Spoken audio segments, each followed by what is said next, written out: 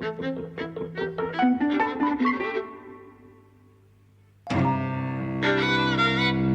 and welcome to Eavesdropping at the Movies. I'm Mike. And I'm Jose. And today we're talking about Rojo, which is Spanish for red. It's an Argentinian film. Yes. Set in 1975. It's written and directed by a director called Benjamin Neistat. Apologies for the pronunciation, but it doesn't strike me as a Spanish name exactly. But, well, there's a large Jewish community in Argentina, and that sounds like a Jewish name. It does. He's quite young. I think he's about my age. I think he's 33. Better hurry up, baby. Well, to be honest, if I make films as boring as this, then... Oh, you didn't like it? No. It literally bored my arse off. Literally.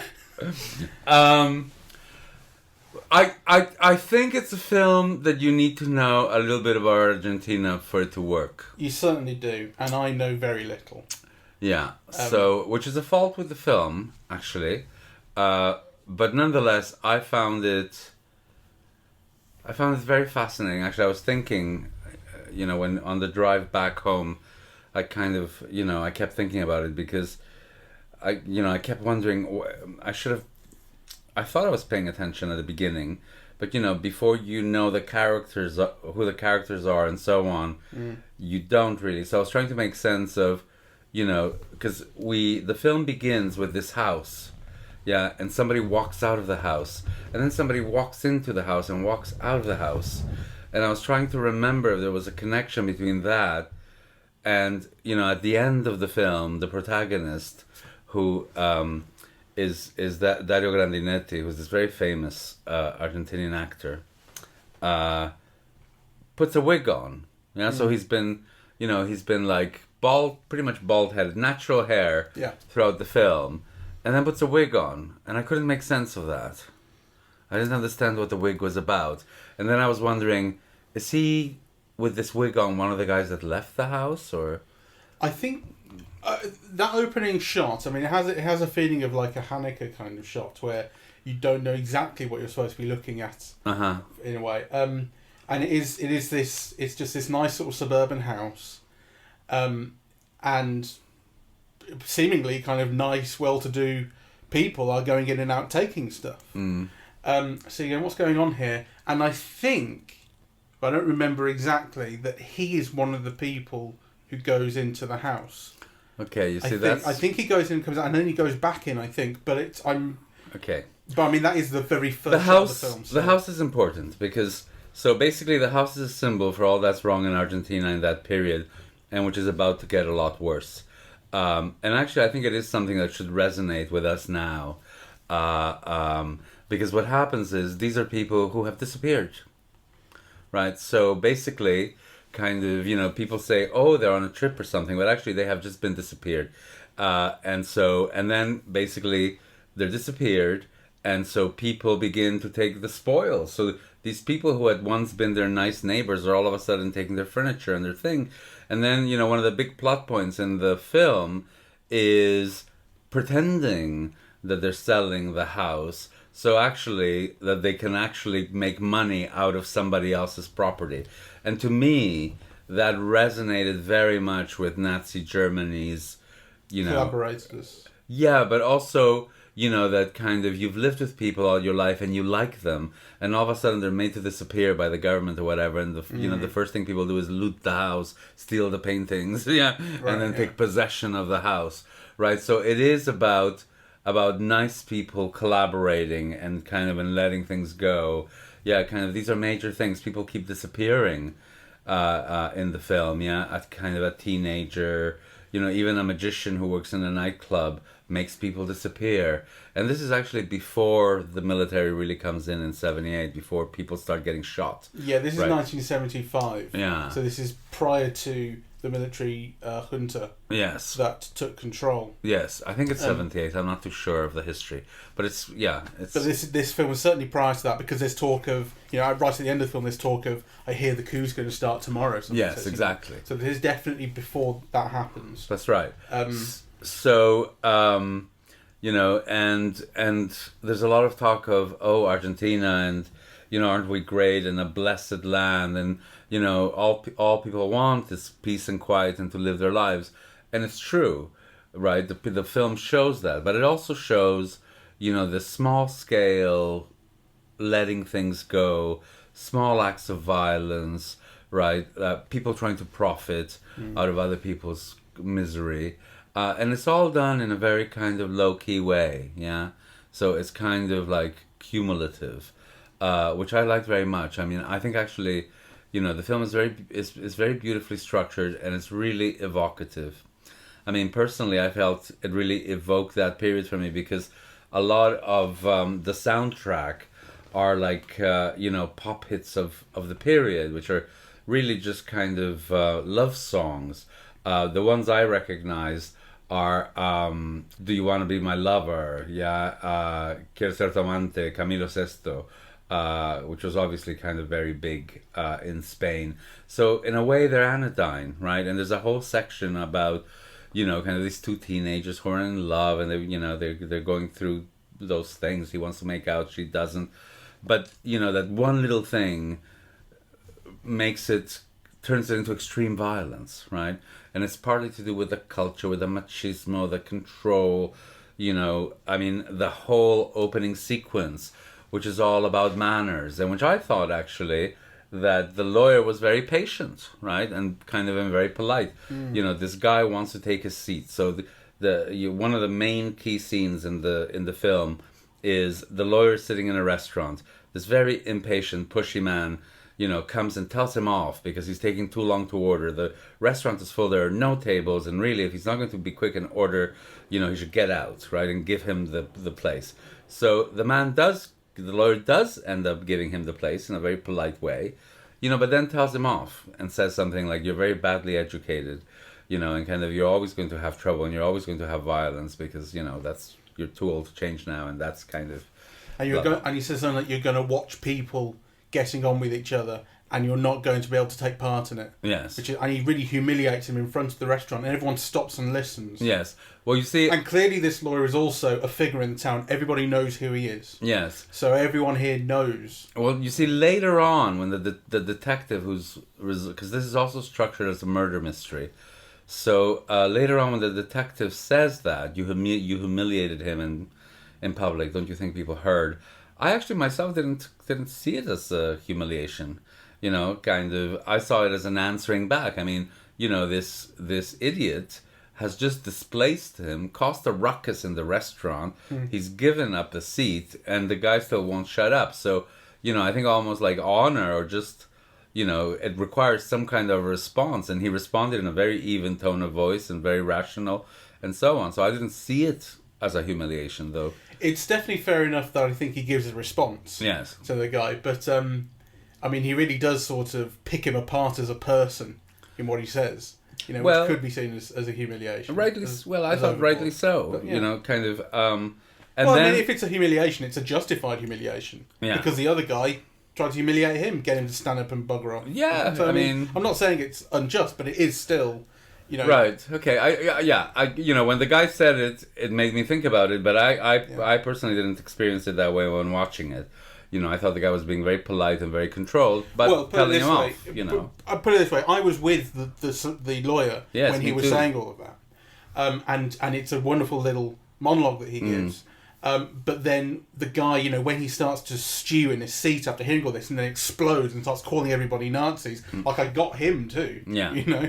Oh, I didn't get him, I must say. And then afterwards, the other bits I did get, because I suppose I did get that he must have been humiliated in some sense, because when he came back and so then the lawyer and his wife go in their car to go home, and the guy returns in the dark and throws rocks at their car, right? And then the lawyer goes to chase after him, and he brings out a gun. The guy, this is not the lawyer. The other guy brings out a gun. The hippie. Yeah. And then he ends up shooting himself. And then what is very interesting there is that the lawyer takes him to the doctors, but then decides, the doctor can't do anything for him, and says he's going to take him to a hospital. But instead of taking him to a hospital, he takes him to the desert to die. Yeah, and leaves him there. And leaves him there to die, right? Which is the film's first act of Disappearance. Yeah, exactly. So the doctor, who's all this manners, good manners, an upright citizen, and so on, is willing to let someone die so that his own reputation and so on remains untarnished, right? So, I think the film was so interesting, the way that it begins to layer on kind of these things and these ambiguities and things that help make you understand why the events that happened later happened. Yeah. And the thing is that act at the start of the film doesn't return for a long time. Yes. So you skip then to 3 months in the future, and this has basically been forgotten. But of course, as the audience, you're not forgetting this. There you go. This has got to come back at some point, Yes. But it really doesn't for a very long time, to the point where you're going, I wonder if it's just going to sort of really not be answered. But eventually, a detective gets involved, and this all becomes active in the third act of the film. And it's kind of like it's because it's always been sitting there. And everything else has this theme and motif of disappearance of people all around, as you say. The thing with the magician, it's very particularly chosen that the trick he's doing isn't sawing a woman in half. It's disappearing a woman in a box, and then he disappears her, and then she doesn't come back, and they have to search for her to find her. Pretending the trick's gone sort of wrong. But it's like an extra level of disappearance in that trick where she can't come back straight away, and you don't even see her come back the way it's shot. No. She comes back off screen, and then you do see her again. But so it's kind of like it's, I don't know how to describe it. Like, it's always there, sitting in your head. Yeah. That this is behind, and it has that kind of bourgeois sort of. I mean, would you describe it as a satire? No. I don't. I mean, I would describe it as an allegory. Like, it is about that period in history, and kind of trying to understand why what happened, right? And and what happened is that this very rich country. I mean, it was often called, the Canada of South America, right? Right. Very large, very rich. Why? This violence erupted in the late 70s, right? Like, I mean, when I was in Buenos Aires this summer, it's like Nikki and I, we were, you look at these beautiful buildings and you go, oh my God, isn't this beautiful? Oh, isn't this beautiful? Isn't this beautiful? And then occasionally you'd look down on the sidewalk and they would have signs like, this is a school. 15 students were taken out of here in like 1978 and shot, or this is a bank, and kind of 15 people were taken away by the police and were never seen again, or there's kind of all these incidents really. So I think this village is meant to be kind of an allegory for the nation, really, and kind of asking why did it happen, kind of, and I think the film is arguing that there are these, that is kind of these small acts of collaboration, that kind of decent people do things for reasons that they understand. So, on the one hand, they just want a nice, quiet life, but they're letting all of these things slide that create the conditions for other things, And I think there's also a kind of an element on the sexism of the culture, right? You see a bull being lassoed and there's balls cut off, right? And you always see men in groups, and there are these bonding things of, are we friends, right? With very, like, fascistic definitions of what a friendship involves, right? And then, there's the dance, which kind of, these women are dancing around, and then kind of one of the men abducts her, Yeah, the dance is these, like, 9 or 10 girls moving in a circle, and these two guys stalking around the outside, and then they choose one and pick her up and drag her off, and it's a show that's being done by these kids. Yeah. So it's kind of choreographed. So it's not an abduction in the same way that that these other things are abductions and disappearances. Yeah. But it's a performance of an abduction. That's right. So it connects with all these disappearances in the film and abductions, but it makes it very explicitly gendered. Yeah. Yeah, and and of course there's the whole incident with the young boy who thinks that his girlfriend might be having an affair with this guy, and then they just abduct his friend, and basically he disappears, right? And it's 4 guys in a car, so you have this whole thing of how dangerous and kind of perverted male bonding is, right? It's also because the guy that they're asking insults the boyfriend. So the boyfriend is not even driving the car. Yeah. And he comes up and they drive next to him and say, "Is so and so fucking so and so?" And he says, "I don't know." Yes. And then he sort of says, "But if they were, there'd be a pretty good reason because you're asking me, not even them. Yeah. Like you haven't got the balls." What kind of a man are you? Exactly. Yeah. And so when so his mate then drives them off. And it's his mate driving who decides to turn the car around and go back and say, "We'll you tell him that we'll give him a lift home." That's right. So that guy, the boyfriend, really isn't having a say in any of this. He is kind of he's not a macho figure. He's an angry, passive guy, but who causes a lot of damage. So I think the film does have something about how certain notions of masculinity or what is involved in being a man and questions of honor and pride and so on are part of what's responsible for this climate, right, and the society in which people are just beginning to disappear. I think it's kind of interesting that these acts of collaboration or people kind of doing the occasional bad thing don't escalate. Like it's not like one leads to another leads to another. No, that would make it. I suppose that would give it a satirical edge, but actually it's much more realistic. People just do a thing, even when it's something as bad as taking this guy who really has no chance of living, but nonetheless taking him out to the desert to die and leaving him there. That is a very bad thing to do, but then it is just left at that for that one character, and the other things So that's just saying that he lives with for a long time, and then it has to come back. I mean, it's like Chekhov's gun, isn't it? Like yes. If you drag a guy out to the desert in the first act, yes, he's got to come back in the third.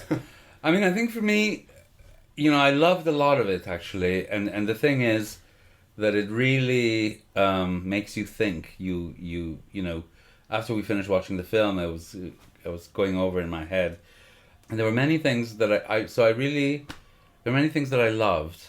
Actually, I love the camera work. Yeah. It has a real 70s feel in the zooms. Yes. Doesn't it? Exactly. I mean, so evokes... I mean, actually, it feels like it could come from directly that era. Yeah. Yeah. The zooms are fantastic. Also, there's a beautiful shot where Dario Grandinetti is looking through one of those windows that are like have that glass. Yeah, it's not frosted, but it's obscured, and it segments his face into these blocks of colour. So so as he moves across the glass, it kind of makes it like a low frame rate thing. It's a very interesting effect it has. Exactly. Yeah. So it's like a person who's not fully realized in some way, right? So I loved all of that. Some of the shots in the desert were very beautiful. I love Dario Grandinetti, who's the lawyer. Yeah, is it Grandinetti or Grandinetti. Grandinetti. Actually, the first time I saw him, I thought, oh my God, he's gotten old, because he's so beautiful and touching in Almodovar's Talk to Her. Yeah, he's like, the sensitive guy who writes travel books, and I don't know if you've seen that film, but me and Almodovar. We have to see that together. It's very beautiful. And here, the first sight of him is, he looks almost like a stereotype of the Latin guy with a mustache, and the face is kind of caved in, and he's got this posture. But then, of course, he speaks, and he's got one of the great voices in cinema, right? It's full of feeling and expressive, and it's quite deep without being the most salient thing about it. So it's not deep the way that Richard Burton's voice is. But it is, it is a baritone voice, and it's very expressive and also very smooth and quiet. It's kind of, it's very soft spoken. So I thought he was fantastic in the film. The person that I don't like, but then I never like, is Alfredo Castro, who played the detective. Right? I've seen him in all of... is it Pablo Trapero, the director? Let me just quickly look it up. So, yes, I've seen him in Tony Manero, Postmortem, Yeah, that's all that I've seen him. And actually, in things like Tony Manero, he's meant to be slightly creepy and weird, and and also in Postmortem, right? So he's got an air of somebody, I don't know, slightly pervy, or kind of some kind of somebody who maybe wanks in a bush or something, in public. Like he's got that air about him. And he brings that to this film. He's in church and he's praying for God to save him from his perversions, but you're never told what those perversions are. But there's just something. I'm not sure why I didn't like that performance. Right? I don't. Yeah, but I. Well, but what I he don't. brings at the end is a kind of biblical. Well, biblical theatrics, maybe. It's when he gets the lawyer out to the desert and he confronts him and says, "I know you did this," although as it turns out he doesn't know that the guy shot himself. He says, "Well, that may be true." Yes.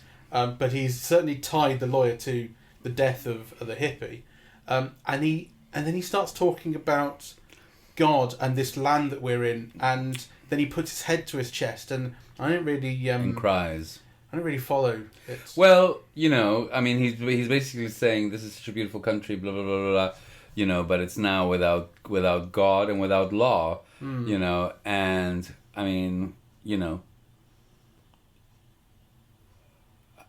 Argentina is quite a religious country. Oh, sure, yeah. Right. Again, when we were visiting there, you had processions on the street, right? People carrying saints and kneeling on the ground and praying. It surprised me. I didn't realize that Argentina was so religious. So I suppose, kind of it's speaking to a national audience. But, for myself, who God doesn't occupy any place in my life, actually, it felt a bit weird.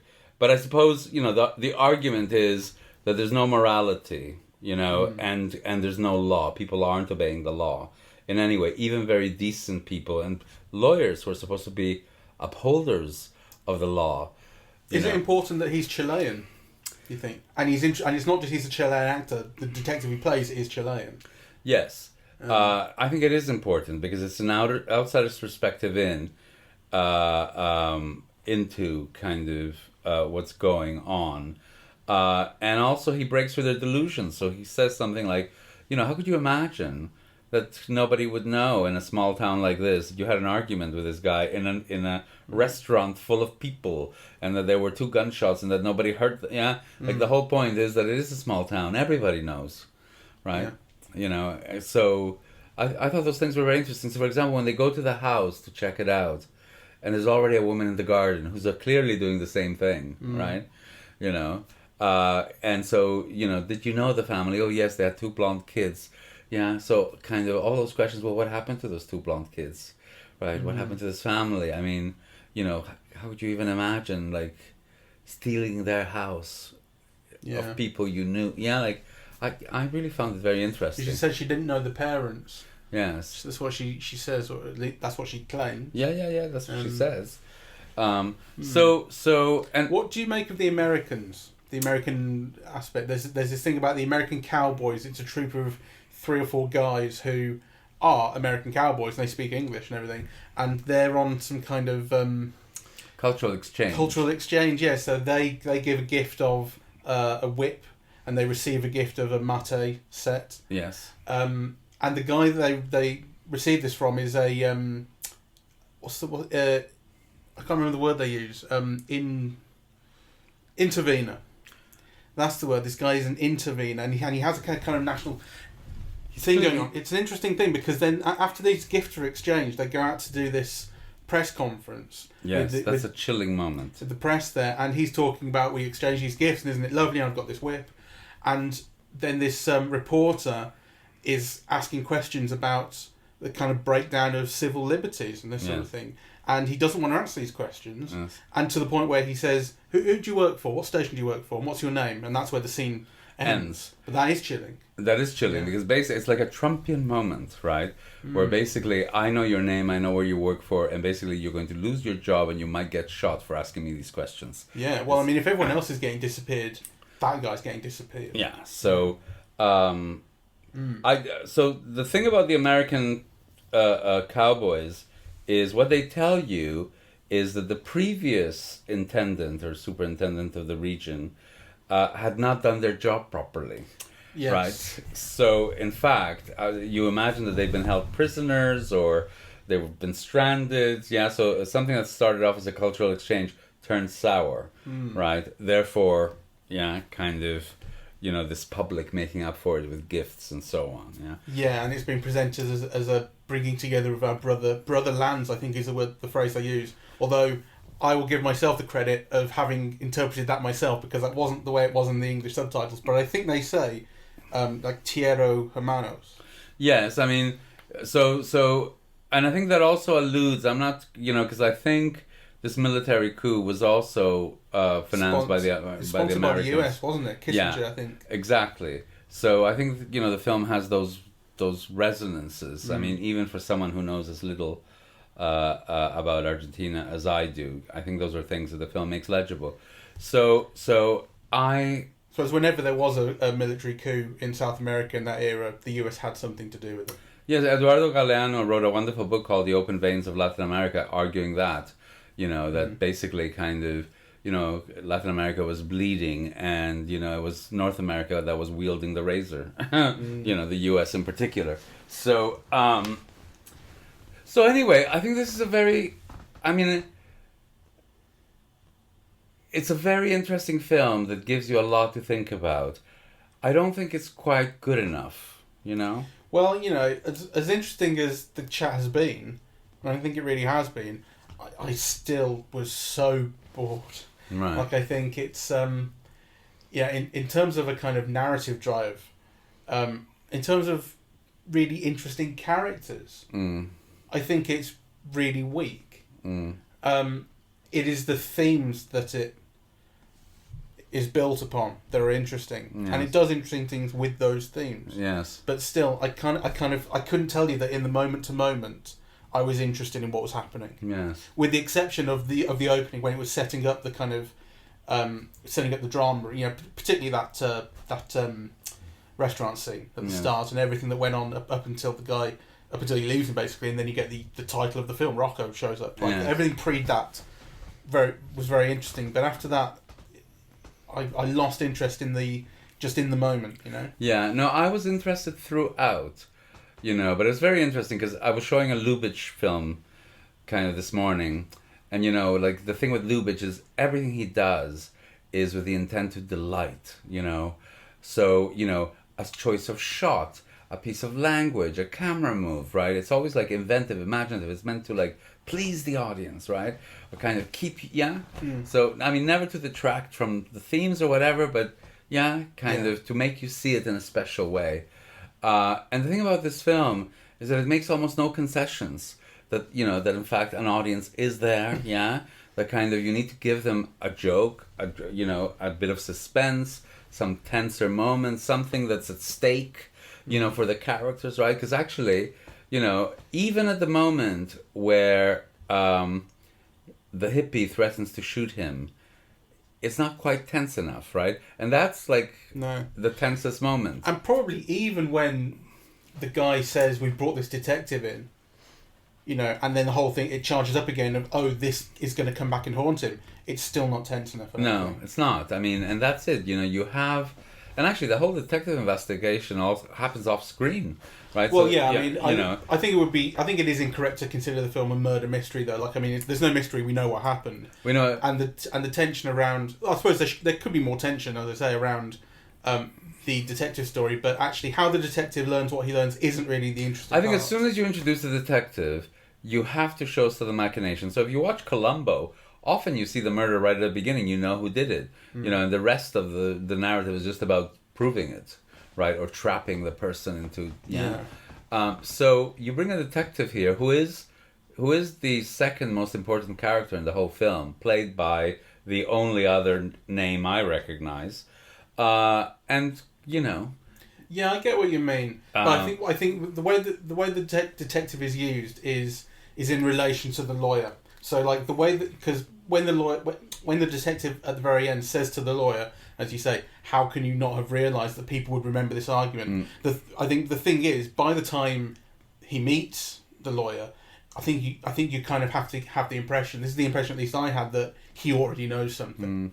I know, but and then actually in the interactions with the lawyer, he's playing with him to a degree. All those scenes are very weak. Yeah, they are. But I think the point is the investigation has pretty much been done by this point. I know, but you could have used it in such a way that it would add tension or mystery or suspense. There's none of that. Yeah, absolutely. And some of it just feels banal. So when he comes in and says, "I want you to drive me to the desert," and the guy just says, "Okay," and you think, if I'm a busy lawyer and I'm a big shot in town, you go, "Fuck you, what kind of a person is, what am I, your private chauffeur?" Right? But then, also, that drive to the desert, he goes, "Okay, we're going to drive you to the desert being where he dumped this body, and this is where the guy's kind of taking him out to for this reason, to have this, in a sense, showdown." And the lawyer gets a gun, puts it in his pocket, so that should be extra tension. And you compare, the drive to the desert in this to the drive to the desert at the end of Seven, for instance. Yes. The difference in tension is just off the scale. Yes. So I think it's a rich film, but actually it's not, with very interesting visuals, that's not yet narratively and dramatically skilled enough, really, to make the most out of what it's working with.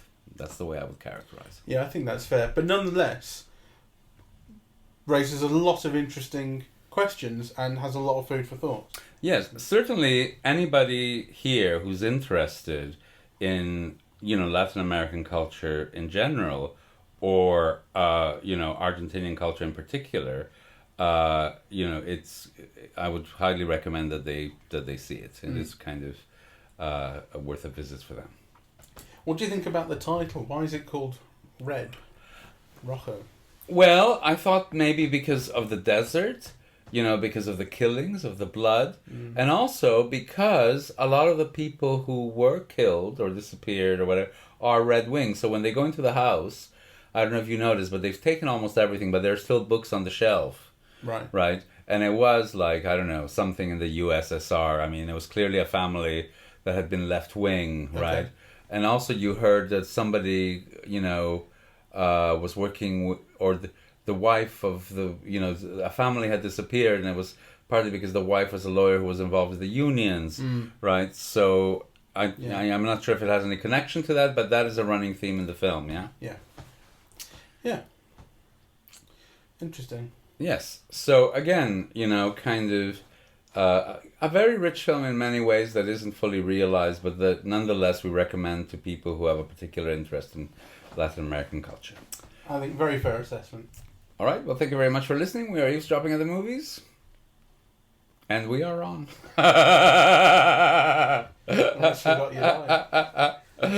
iTunes, SoundCloud and YouTube. On social media, we're on Facebook and Twitter. And the website is eavesdroppingatthemovies.com. Thank you very much for listening.